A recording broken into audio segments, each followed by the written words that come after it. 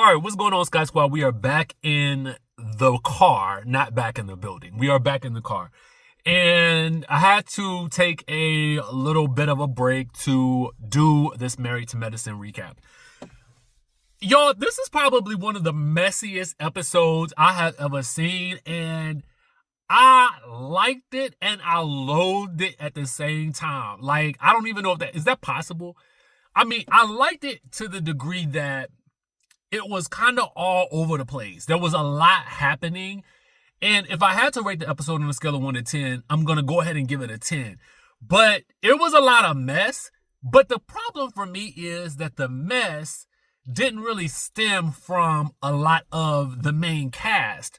Really, to me, the mess was really dealing with Phaedra, who we know is no longer there and who we also now know is not at the reunion. So it's like somebody said in the comments the other day, you a flip-flopper because 1 minute you said you hope Phaedra don't come to the reunion, and then the next you said she should be at the reunion. And let me say to that person specifically, whatever I said is whatever I said on that day. And if I said something different today, then that's how I feel today. You got a problem with it? Oh, well, I can't help you, okay? Now, I don't recall saying that I don't want Phaedra to go to the reunion. I recall saying it really don't make sense for Phaedra to go to the reunion from her standpoint. At this point, she is on Real Housewives of the Atlanta. That girl is trying to distance herself from this Married to Medicine show because probably there's aspects of this show I'm sure she won't really want to have any accountability for. But I also kind of feel like, and I know that my point of view on this is probably going to not be the popular opinion, and I'm okay with it because when I give it to you, you'll understand why I'm giving it to you. But let me just say this: Phaedra is going Phaedra, and if you understand Phaedra's function on reality TV, you understand that Phaedra leaving the Real Housewives of Married to Medicine is really par for the course for Phaedra. It should come as no surprise to you that Phaedra has flown the coop and said deuces and didn't show up to the reunion. Okay, at this point, she has made everything that they did a non-mother effing factor, including Apollo and Sherien. Okay? So when you really think about it from the standpoint of, if we looked at it from the lens of not knowing if Phaedra was coming to Real Housewives of Atlanta, not knowing she skipped the reunion, if we looked at it from the lens of, what was going to happen next with Phaedra on this show, then, okay, I would be like, well, why did she leave? But we already know. So everything that they did and said and tried to accomplish with Phaedra in this particular episode, it was actually irrelevant. It's all irrelevant. So that's the frustrating part as a viewer, but it's also like, well, we can't unknow what we know. So none of this hit as hard as I think it would have if we didn't know that Phaedra was going to Atlanta and she didn't go to the reunion.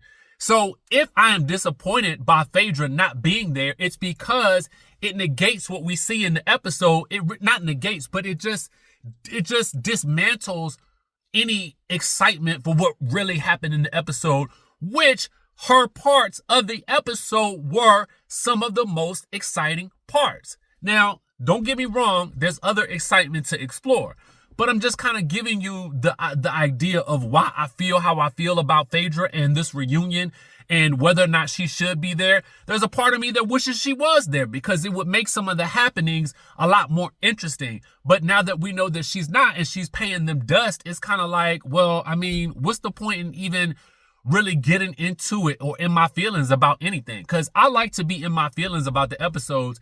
And in this episode, I was in my feelings, similar to my recap for Potomac. If I'm in my feelings about it in a good way, if I feel fired up and passionate about it, that to me means that the episode resonated with me and it was good to me, okay? Now, if it starts to resonate with me where I start to feeling bad about life, that's when I know I got to exit stage left, okay? So if you see me exit a show stage left, that means that it's to make me start feeling bad about life. And I don't have the mental bandwidth or capacity to be feeling bad about life when I already got so many things that I got to deal with personally anyway. So that's where I'm at with it. So to viewer X, Y, or Z, and I probably deleted your comment at this point now because I really don't even want to see that type of stuff. Because in my opinion, if you come into the page, like we talking about the show, you talking about how I'm delivering what you and you talking about how I'm doing it. Like, go on somewhere with this, Apollo. Go away from me with this, Apollo. Now the episode reads, it's season 11, episode 11. So you think 11, that's gonna be a good thing. Not so much for these people. Anyway, it says trouble on the Sandbar. After a rocky night, Toya and Eugene explore the Keys with Mimi and Steve. Apollo shows up to the couple's trip with his wife, Sherien, throwing Phaedra for a loop, and what started as a peaceful trip to the Sandbar turns into chaos. Again, I rate this episode a 10 out of 10. I would take away some points because I do feel like, again, like I said, the Phaedra and Apollo of it all it's really a non-factor. It was the unraveling of the messiness of it, though, that I feel like is probably the most interesting part about this whole situation.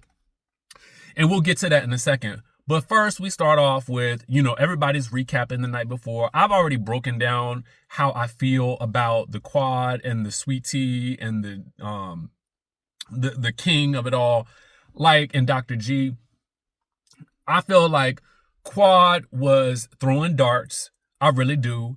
And when Quad talks about they were parading around in front of them last year, to be honest with you, I thought that you had been with King for 14 months at this. 2 years. I don't know how long it was. How long did they say that they was together?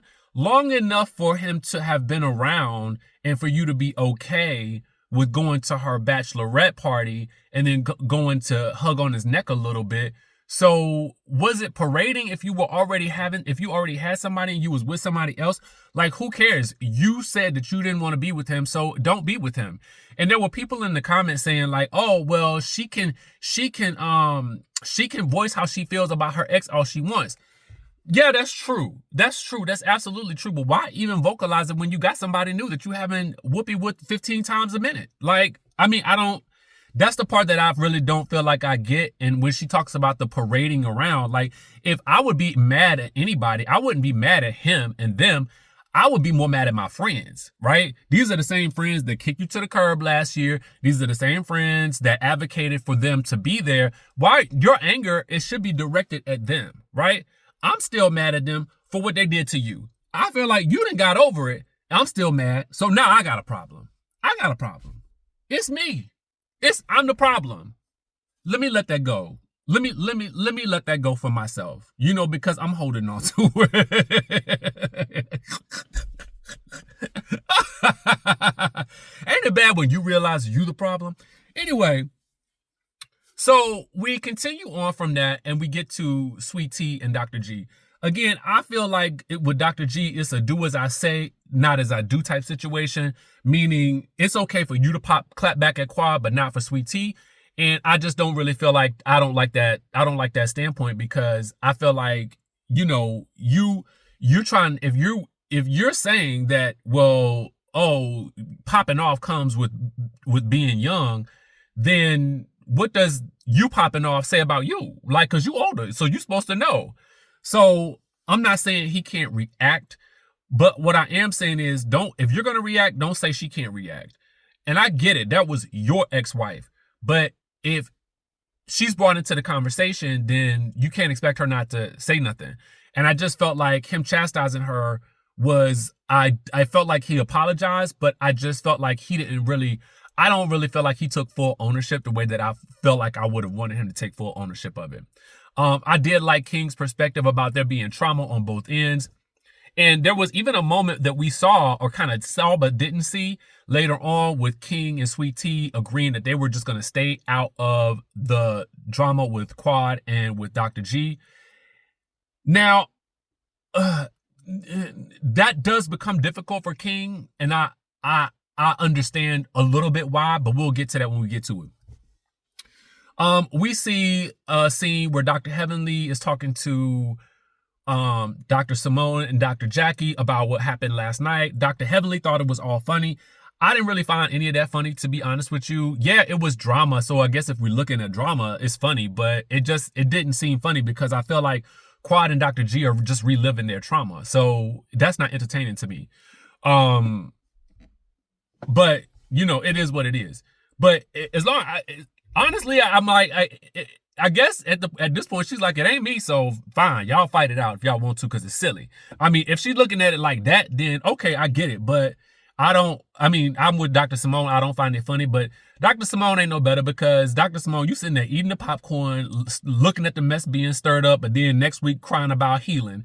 Girl, like ain't nobody there interested in healing. Okay. But then if they were, there wouldn't be no show. So here we are. We have a conundrum. But anyway, that's what these shows are about. They're about conflict resolution. So there is conflict that's to be expected. But the conflict about Phaedra and bringing Apollo, Dr. Jackie and Dr. Simone are really right. The further ramifications of Phaedra being there with Shek is like, that's already an unknown factor. How is that going to play out? Because while Apollo is married, I would have thought that he would have less feelings about the Phaedra of it all. But now knowing a bit more, I kind of understand there's an even more complex dilemma that we have to deal with, which is that Shek and Apollo and Sherien are actually closer than what we were led to believe. Okay. So that is a little bit messy, especially on Shek's part, because there's a part of me that just feels like Shek is just happy being on TV.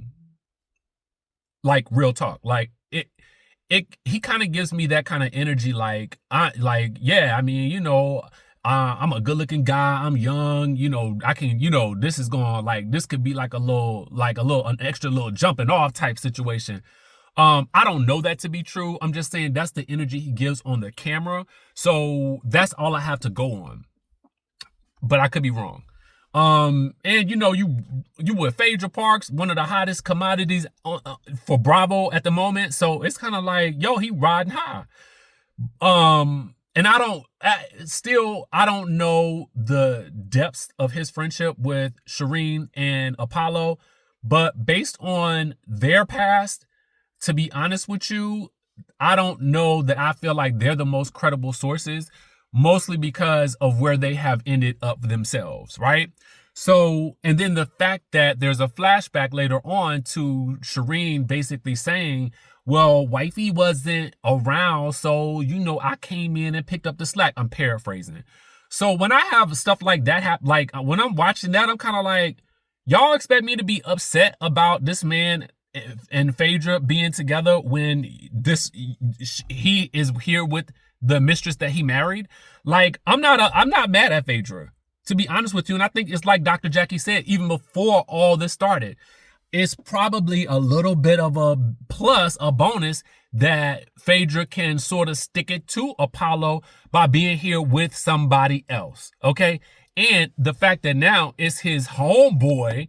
Now I felt like they trying to make it into a Phaedra thing, which I do believe that I believe Phaedra might have known more than what she said, because she did get to stuttering a little bit in that confessional later on. But anyway, we'll get to that when we get to it. So Dr. Mimi and her husband, Steve, I like Steve.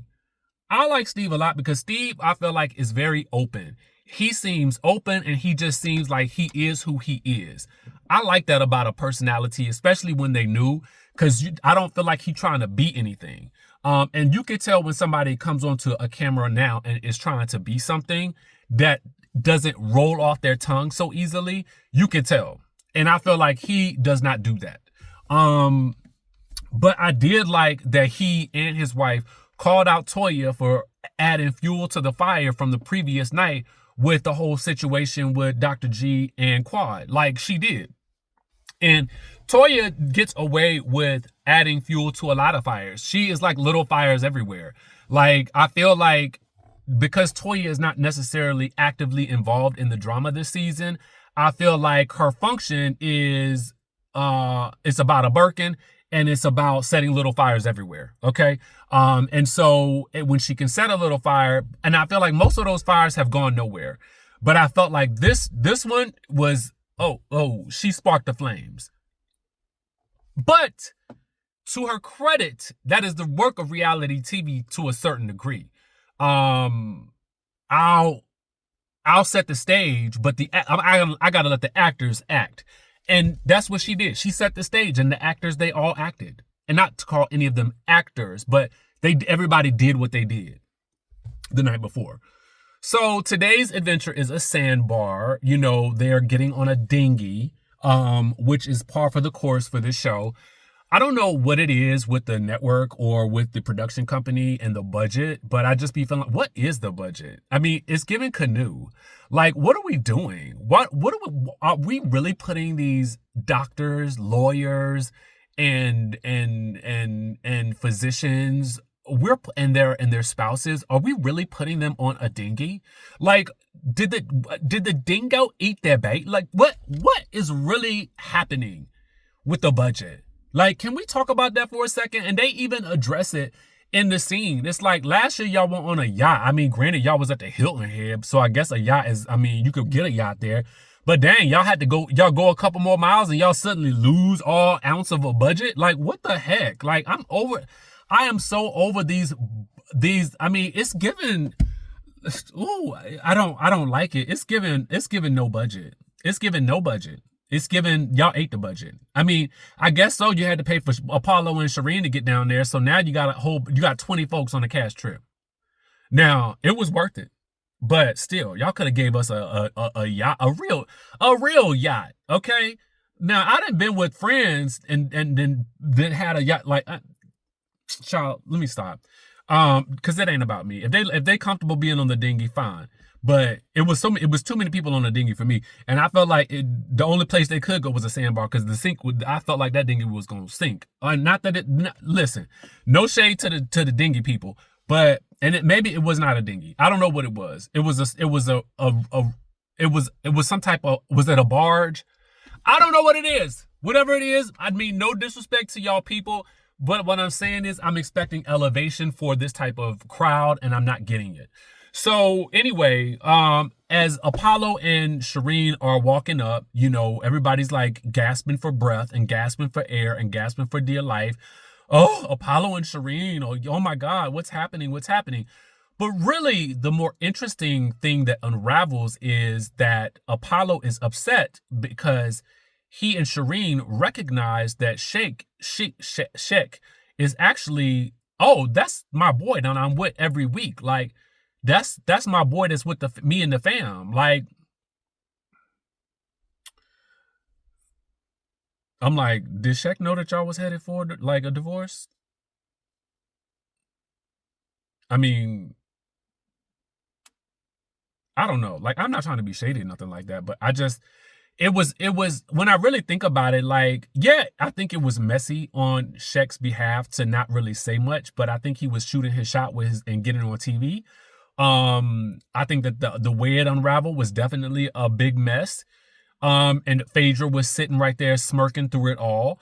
Am I mad at Phaedra? I'm not. I'm really not mad at her, because if the group is so invested in the marriages and the people, I feel like what they were more interested in was this tea unraveling about Shaq being Apollo's friend, which in essence is messy. And as a person who would have been sitting there, I would have definitely been like, what is going on here? But in the grand scheme of things, Phaedra's perspective was, y'all are supposed to be my friends. So when did it become that you guys are putting his feelings above my feelings when he is the one who cheated on me with her while I was pregnant with our child?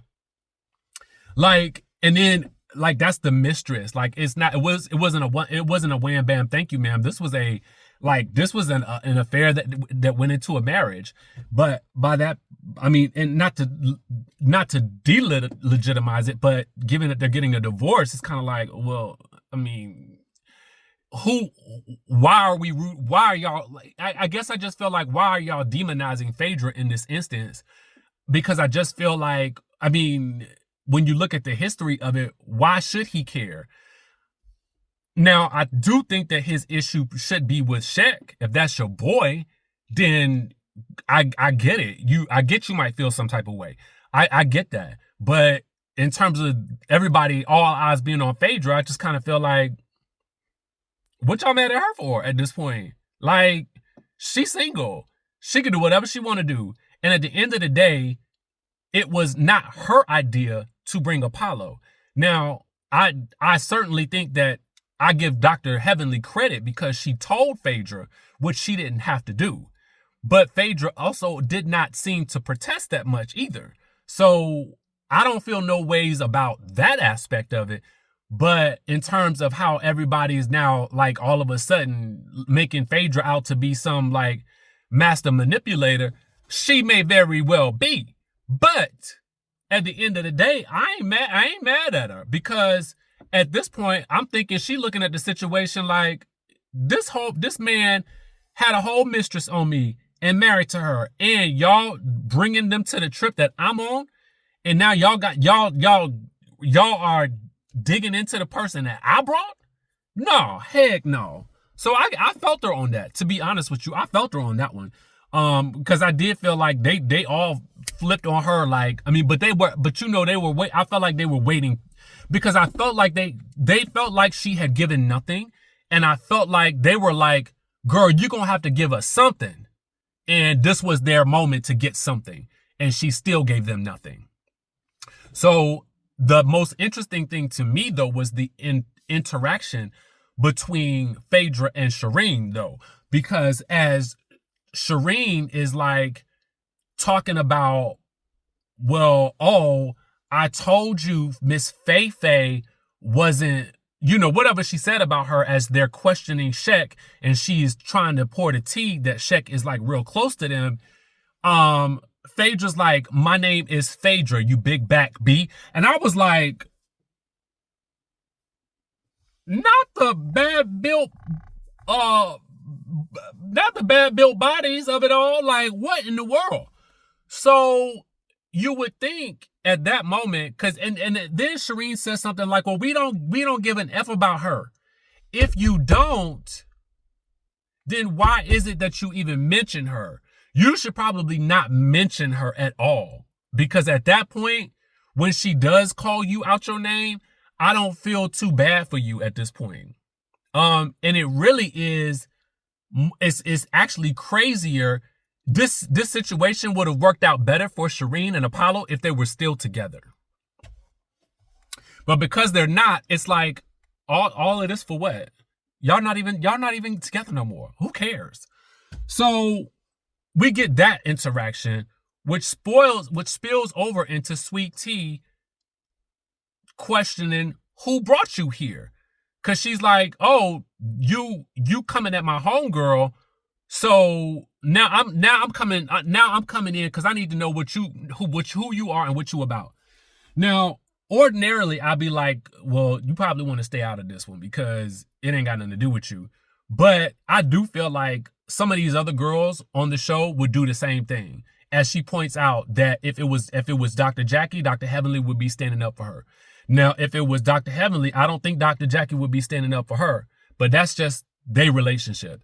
And if they okay with it, that's how that's fine with me. But I do feel like Dr. Heavenly would be 10 toes down for Dr. Jackie. And so having Sweet Tea be 10 toes down for Phaedra, I'm not mad at that either. I do feel like Dr. Heavenly kind of speaks to Sweet Tea as though she is beneath her.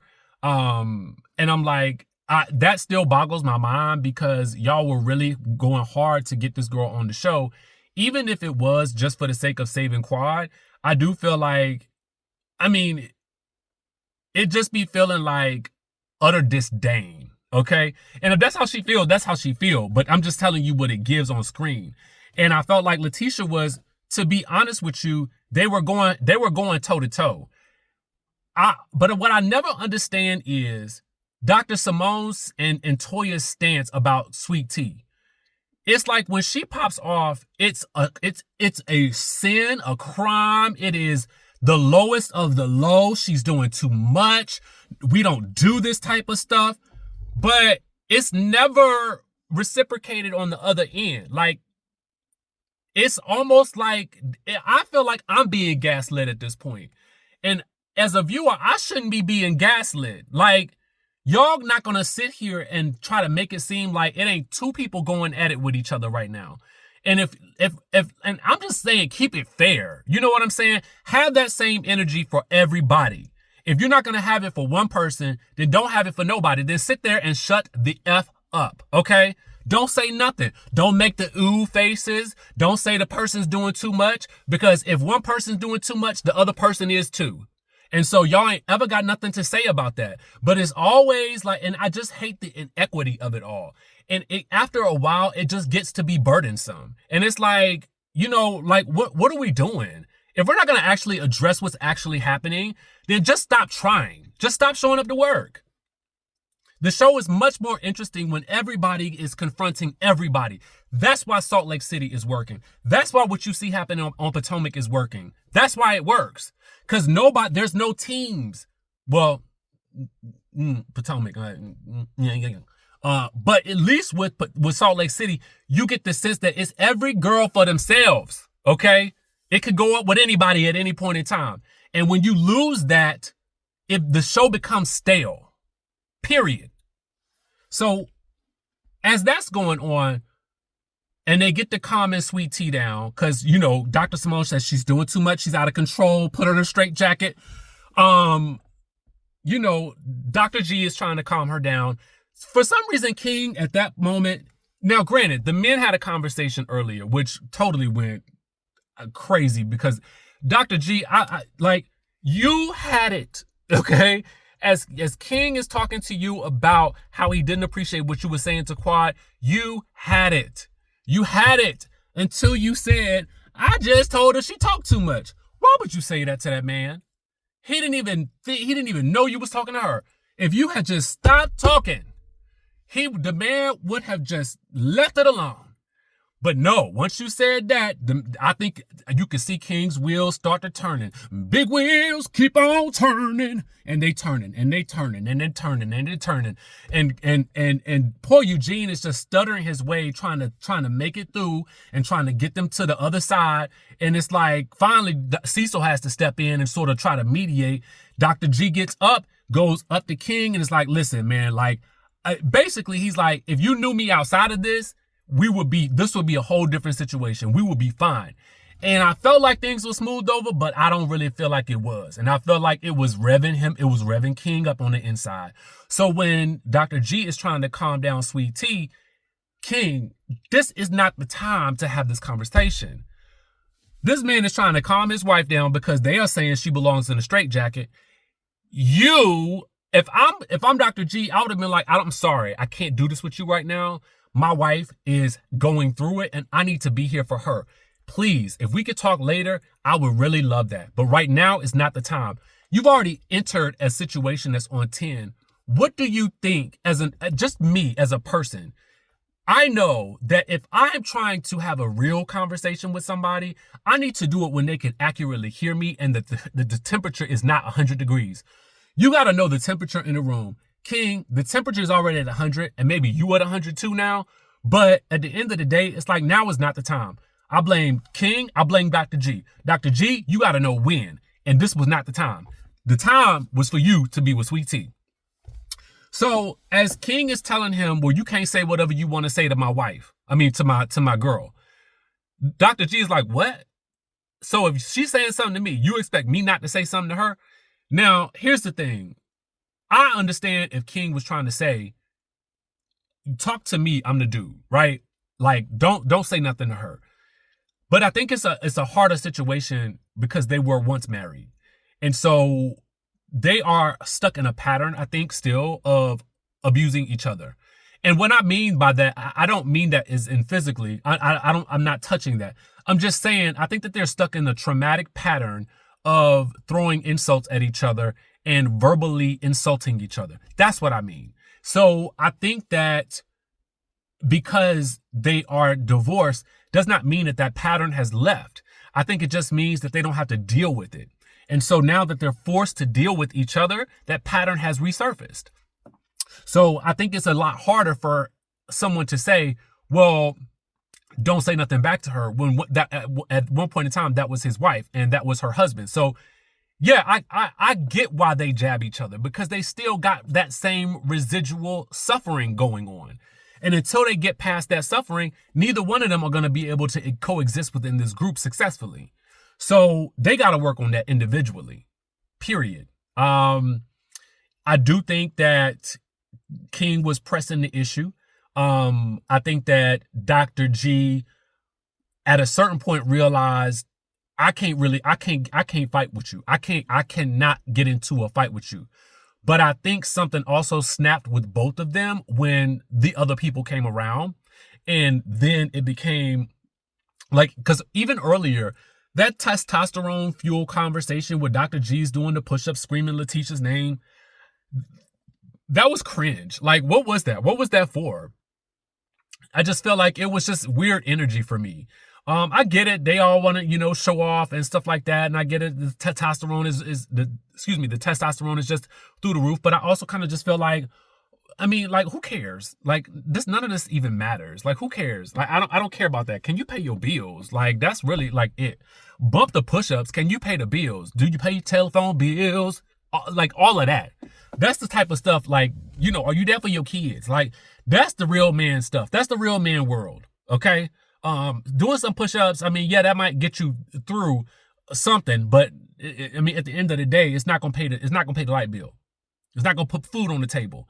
It's not gonna lie warm in bed with somebody at night times. That push-ups does not a man make. Okay, so so I just felt like that whole weird energy at the end between the two of them, I felt like was fueled by all the additional adrenaline and energy flowing, and I felt like it was completely unnecessary. But definitely, listen, this is what you came here for. If this is what you came here for, you got it. You got it. Okay. So I'm interested to see how things are gonna play out and see whose side. I already feel like I know how the things are gonna play out based on who we see left there. So, it is what it is at this point. I think that the show is the show at this point, and we just got to work with where everybody currently stands, and that's just going to be it until the end of this season. So I'm very much looking forward to a dynamic shift for season 12. I would like to see some energy shifts. I think some things need to change, but I still love this cast, but I just feel like it's becoming predictable in terms of the reactions and where things land and where everyone falls. And I just kind of feel like I wish they would shake it up a little bit, and don't be afraid to do something different. Like, the sauce is there. They just need to stir it up. But anyway, that's my recap of Married to Medicine. Let me get back on the road. Make sure you guys are following me on Snapchat. Make sure you guys are subscribed to the channel if you haven't already done so. And make sure you like this video and leave me your comments down below. With that being said, I'll catch you in the next video.